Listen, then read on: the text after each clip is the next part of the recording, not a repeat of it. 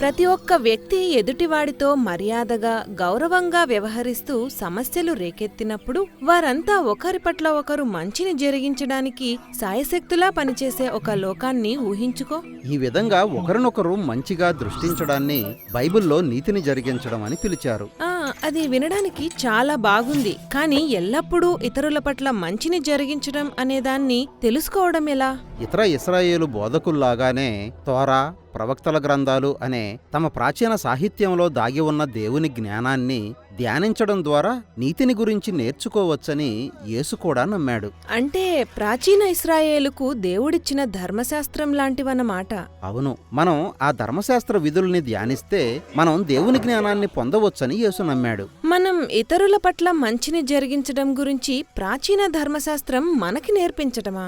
అవును, ఈ కొండ మీద ప్రసంగంలో దానిని యేసు ఎలా చూపాడో మనం చూద్దాం. యేసు మొదట తోరాలోని 1, 2 ఆజ్ఞల్ని పేర్కొని వాటి వెనుక ఉన్న దేవుని జ్ఞానాన్ని వివరిస్తాడు. సరే, అదేమిటో చూద్దాం. ఆయన హత్య అనే ఒక తీవ్రమైన అంశంతో మొదలుపెట్టాడు. మీరు హత్య చేయరాదు అని మీ పితరులతో చెప్పిన మాట మీరు విన్నారు కదా అని యేసు ప్రారంభించాడు. ఇక్కడ ఆయన 10 ఆజ్ఞల్లో నుండి ఆ మాటలు తీసుకున్నాడు. ఎవరైతే తన సోదరునిపై కోపం కలిగి ఉంటారో వారందరూ ఈ నేరానికి పాత్రులే. ఎవరైనా తన సోదరుని చూసి నువ్వు వ్యర్థుడివి అని చెబితే అతడు అపరాధి అవుతాడు. ఆగాగు, కోపాన్ని, ఇతరుల్ని తక్కువగా పరిగణించడాన్ని హత్యతో సమానంగా ఎంచుతున్నాడా? ఆయన నీ దృష్టిని తన వైపు తిప్పుకున్నాడు కదా. అవును, అయితే ఒకరిని చంపడం అనేది వారిపై కోపగించడం, వారిని దూషించడం కంటే చాలా తీవ్రమైన విషయం కదా. అది నిజమే, కానీ ఇక్కడ అంశం అది కాదు. ఇక్కడ యేసు హత్య, కోపం, దూషణలు అన్నీ మనలోని మరింత లోతైన లక్షణాలను వెల్లడి చేసేవి అని చెబుతూ వారి ఆలోచనలను రేకెత్తిస్తున్నాడు. అంటే ఒక వ్యక్తి ఉనికికి నువ్వు ఎంత విలువనిస్తావు లేక ఇవ్వవు అని. ఓహో, అంటే హత్య అనేది అంతిమంగా ఒక వ్యక్తి జీవితం గురించి లెక్కలేకపోవడం అన్నమాట. అంతేకాదు, దానితో పాటు నీ నిగ్రహాన్ని కోల్పోవడం, ఒకరిని తక్కువ చేసి మాట్లాడడం కూడా. ఇవన్నీ మనలోని ఆధిపత్య వైఖరిని, ఎదుటి వ్యక్తి జీవితాన్ని కించపరిచే స్వభావాన్ని వెల్లడి చేస్తాయి. అది మన సంబంధాల్లో, సమాజాల్లో విధ్వంసం సృష్టించి విపరీతమైన ఫలితాలను కలిగిస్తుంది. కాబట్టి ఈ ఆజ్ఞ వెనుక ఉన్న జ్ఞానం కేవలం హత్య గురించి మాత్రమే కాదు. ఈ ఆజ్ఞ ప్రతి ఒక్కరిని విలువైన వారిగా పరిగణించడం గురించే అని యేసు అభిప్రాయం. ఎప్పుడైనా మనం ఇతరులను కించపరిచి లేక వారిని తక్కువ చేసినప్పుడు మనం వారి విషయంలో మంచి జరిగించలేదని గుర్తించాలని యేసు కోరుతున్నాడు. ప్రతి ఒక్కరిలో దేవుని స్వరూపం ఉన్నదని దృష్టించడమే నీతిని గురించిన ఆయన నిర్వచనం. సరే, మన తర్వాతి అంశం వ్యభిచారం గురించి. వ్యభిచరించకూడదని మీకు చెప్పబడినదని మీరు విన్నారు. దీనిని కూడా 10 ఆజ్ఞల నుండే తీసుకున్నాడు. నేను మీతో చెప్పేదేమంటే, ఎవరైనా లైంగికపరమైన కోరికలను రేకెత్తించే విధంగా ఒక స్త్రీపై తన దృష్టి సారిస్తే అతడు తన హృదయంలో ఆమెతో అప్పటికే వ్యభిచారం చేసినట్టే. ఓహో, అంటే కేవలం ఒకరిని ఆకర్షణీయమైన వ్యక్తిగా గుర్తించడం గురించి యేసు మాట్లాడడం లేదు. ఆయన అతని ప్రత్యేకమైన వక్రమైన చూపు గురించి మాట్లాడుతున్నాడు. ఒకరిని ఒక వస్తువుగా పరిగణించడం, వారు కేవలం నీ స్వంత ఆనందం కోసమే ఉన్నట్టుగా వారిని చూడడం. మనం అలా చేసినప్పుడు మన సాటి వ్యక్తికి దేవుడు అనుగ్రహించిన మర్యాదను తోసిపుచ్చినట్టు అవుతుంది. నిజానికి ఇది యేసుకు ఎంత తీవ్రమైన విషయం అంటే, నీ కన్ను నువ్వు పాపం చేయడానికి కారణమైతే దానిని పెరికివేయన్నాడు. నిజంగానా? దేనినైనా అతిశయోక్తిగా చెప్పడంలో యేసు ఆయనకాయనే సాటి. అంటే నిజమైన సమస్య మన కళ్ళు, చేతుల్లో లేదు, అది మన హృదయంలో ఉంది అని ఆయన చెప్పాడు. కానీ పరిస్థితి ప్రమాదకరంగా ఉంది అని చెప్పడానికి ఆయన ప్రయత్నిస్తున్నాడు.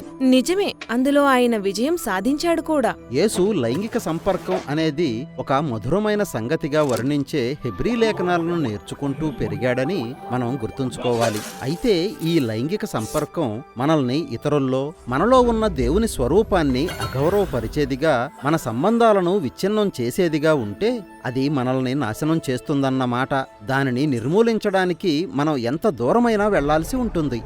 సరే, మనం మరింత తీవ్రమైన సమస్యలోకి వెళ్తున్నాం. 3వ సమస్య విడాకుల గురించి. తన భార్యను విడిచిపెట్టే ప్రతివాడు ఆమెకి ఒక విడాకుల పత్రం ఇవ్వాలి అని యేసు చెప్పాడు. ఇంతకీ ఇక్కడ సంగతేమిటి? భార్యని పంపివేయడమా? అవును, యేసు కాలంలో విడాకులు ఇచ్చే హక్కు కేవలం పురుషులకు మాత్రమే ఉండేది. ఈ అసమతుల్యత అనేక సమస్యలకు దారితీసింది. ఇంతకీ విడాకులు అనుమతించేవారా? అవును, తోరా మొత్తంలో ఒకే ఒక్క నియమం ఈ విషయాన్ని ప్రస్తావించింది. యేసు దానినే ఇక్కడ పేర్కొన్నాడు. అదేం చెప్పిందంటే, ఒక పురుషుడు విడాకులు ఇవ్వాలంటే అతడు దానిని ఒక సక్రమమైన విధానంలో న్యాయబద్ధమైన కారణంతో చేయాలి. సరే, ఇంతకీ ఆ న్యాయబద్ధమైన కారణం ఏమిటి? నిజానికి యేసు కాలంలో దాని విషయంలో తీవ్రమైన వాదోపవాదాలు జరిగేవి. తోరా పండితులు కొందరి అభిప్రాయంలో ఈ నియమం కేవలం వ్యభిచారం విషయంలో మాత్రమే విడాకులను అనుమతిస్తుంది. మిగిలిన తోరా పండితులు మాత్రం ఈ నియమం ప్రకారం ఒక పురుషుడు ఏ కారణంతో అయినా, అంటే వివాహం విషయంలో అతనికి ఏమాత్రం అసంతృప్తి కలిగినా విడాకులు ఇవ్వొచ్చు అని వాదించారు. కాబట్టి యేసు ఇక్కడ స్వయంగా ఆ చర్చలో ప్రవేశించాడు.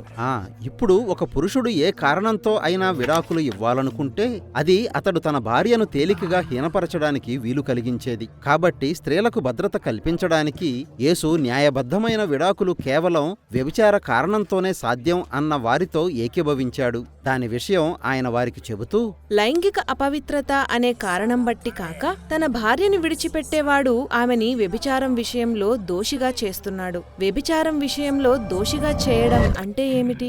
యేసు ఇక్కడ మళ్లీ ఎదుటివారిని రెచ్చగొట్టే ధోరణి కనబరుస్తున్నాడు. ఏ పురుషుడైనా తన సంసారం విషయంలో విసుగుదల లేక వేరే వారితో సంబంధం పెట్టుకోవాలనే కోరిక అనే న్యాయసమ్మతం కాని కారణాలతో విడాకులు ఇచ్చిన సందర్భంలో అతని వివాహ ఒప్పందం ఇంకా అమల్లోనే ఉంటుంది. ఓహో, అంటే అది కాకుండా మరే కొత్త వివాహం అయినా ఒక వ్యభిచార కార్యం అవుతుంది. అవును, గమనించాల్సింది ఏమంటే యేసు ఇక్కడ తన సంస్కృతిలో పురుషులపైనే నింద వేస్తున్నాడు. ఎందుకంటే స్త్రీలను అలాంటి నిస్సహాయ స్థితిలోనికి నెట్టేది పురుషుల స్వార్థపూరిత నిర్ణయాలే. కేవలం పురుషులు మాత్రమే విడాకులు ఏ కారణంతో అయినా సరే ఇవ్వగలిగే ఈ విధానం సమాజం మీద ఎలాంటి ప్రభావం చూపుతుందో చూడవచ్చు. ఇది పెద్ద ఎత్తున స్త్రీల అణిచివేతను సమాజంలో ఒక సాధారణ విషయంగా మార్చేస్తుంది. అవును, పూర్తిగా. తన సమాజంలో ఇలాంటి సంస్కృతి పరమైన సందర్భంలో యేసు చేసిన ఈ ప్రకటన దేవుని స్వరూపం కలిగిన వారుగా స్త్రీల మర్యాదను హెచ్చించింది. అయితే విడాకులు ఇవ్వగలిగే ఇతర మార్గాలేమిటి? నిర్లక్ష్యం, దుర్వినియోగం ఇలాంటివి. అవి కూడా విడాకులకు న్యాయబద్ధమైన కారణాలేనా? అవన్నీ ప్రాముఖ్యమైన ప్రశ్నలే గాని యేసు వాటి విషయం ప్రస్తావించలేదు. ఈ సందర్భంలో ఆయన దృష్టి అంతా తన కాలంలోని పురుషుల చేత వక్రీకరించబడి దుర్వినియోగానికి గురైన తోరాలోని ఈ విడాకుల నియమంపైనే సారించాడు. అంటే పురుషులు స్త్రీలని ఏమంత ప్రాధాన్యత లేని వస్తువుల్లాగా పరిగణించడం గురించన్నమాట. యేసుకు సంబంధించినంత వరకు వివాహం అనేది ఒకరిపైన ఒకరు ఆధారపడుతూ పరస్పరం గౌరవించుకోవడానికి ఏర్పాటు చేసిన ఒక వ్యవస్థ. తద్వారా వారిద్దరూ ఒకటిగా దేవుని స్వరూపాన్ని ప్రతిఫలించాలి. ఇది మనల్ని పైన చెప్పిన 3 చర్చల మూలాంశానికి నడిపిస్తుంది. ఈ ఆజ్ఞల్లో నిక్షిప్తమై ఉన్న దేవుని జ్ఞానం మన చుట్టూ ఉన్న ప్రజలపై కలిగి ఉన్న మన అంతరంగ వాంఛలు, ఉద్దేశాలపై ఏ విధంగా ప్రభావం చూపుతుందో మనకి విశదపరుస్తున్నాడు. హత్య, వ్యభిచారం, విడాకుల నియమాల్ని నిక్కచ్చిగా పాటించి కూడా ఇతర విషయాల్లో సాటి ప్రజల పట్ల అమర్యాదగా వ్యవహరించవచ్చు. అవును, నిజమైన నీతిమత్వం, జ్ఞానం అంటే ప్రతి మానవుడు అంతిమంగా ఒక విలువ కలిగి ఉన్నవాడిగా పరిగణించడం. అవును, మనం నిజంగా అలాంటి విలువ ఇతరులకు ఇవ్వగలిగితే అది ఎలాంటి లోకాన్ని నిర్మిస్తుందో ఊహించండి. యేసు మనసులో ఉన్న ఆలోచన ఖచ్చితంగా అదే. ఈ భూమిపైకి దేవుని రాజ్యం వచ్చిందని ఆయన చేసిన ప్రకటన ఉద్దేశం మన ఆలోచనల స్వరూపాన్ని మార్చడమే. మనం ఎదుర్కొనే ప్రతి వ్యక్తిలోని దేవుని స్వరూపాన్ని గౌరవించాలి అని దేవుని జ్ఞానం మనల్ని పురికొల్పుతుంది.